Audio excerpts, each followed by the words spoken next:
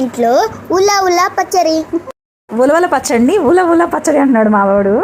ఇక్కడ మా పెద్దమ్మ ఉల్లా ఉల్లా పచ్చడి చేస్తుంది. నీకు తెలుసా ఉల్లా ఉల్లా పచ్చడి?